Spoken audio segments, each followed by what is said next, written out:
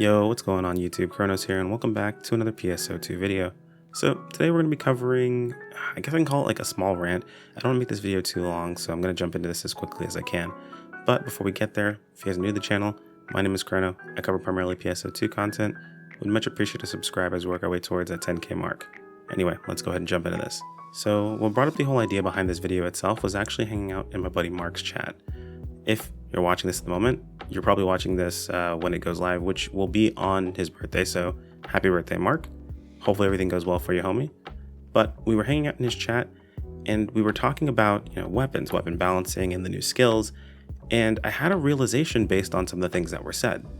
Now, it's going to be a bit of extremes, and I'm going to try to go through this quickly, because I'm sure you guys have heard these conversations beforehand, but someone essentially asked, what do you think the 3 strongest weapons in the game are at the moment?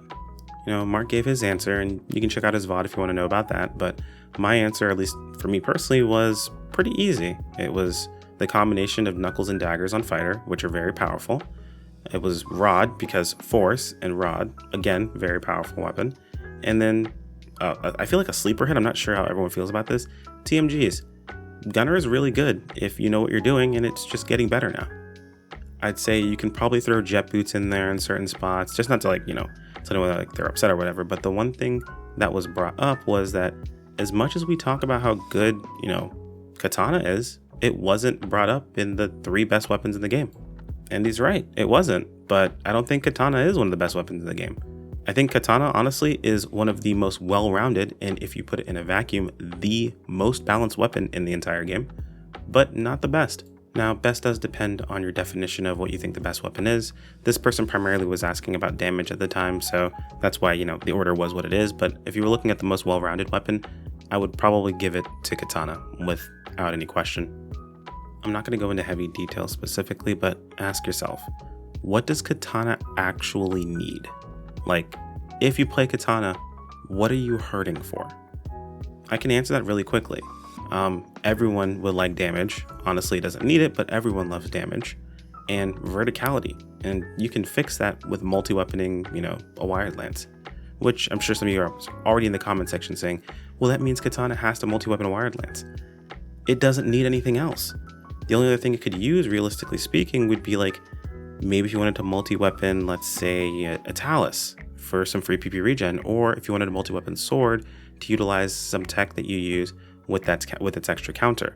That's about it. That's the only thing you could realistically ever need when it comes to katana.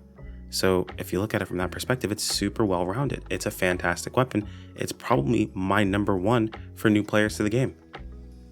But thinking like that actually brought me to another realization. We've got all of these weapons in game that have all these different things they're able to do. One of the really cool things about soaring blades is that it has a really, really good normal attack. Its 3rd normal does a cross slash that has range on it, that does good PP regen, as well as has a guard frame on the front of it. Except there's a catch. You never use that 3rd normal when you absolutely need it. It just kind of happens occasionally. And this realization actually made me start to look at all the other melee weapons in the game. And then I came to a much worse realization. Soaring Blades is the only melee weapon in the entire game that does not have a way to skip to its last normal or have a specialized normal based off of PAs. Yeah, something that we have as a combination, a really cool combination, mind you, because keep in mind with Soaring Blades, if you have your blade stuck in a target and you normal attack the target, you get PP back. A really cool combination would be able to just get that 3rd normal off of using 2 PAs or 2 combinations of PAs, because that 3rd normal would give us tons of PP back, as well as give us a guard frame when necessary.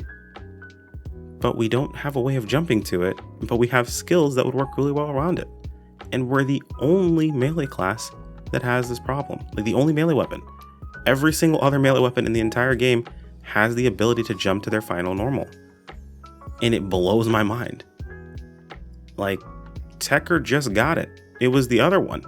And not even Tekker has that problem anymore. Granted, we don't know how good that 4th normal is. It's going to depend on how hard it hits, how hard of a animation lock it is, if it is, super armored or anything like that. All those things matter, of course. But even Tekker is getting it. And we don't have a way of doing that. This is the kind of stuff that keeps people from playing soaring blades.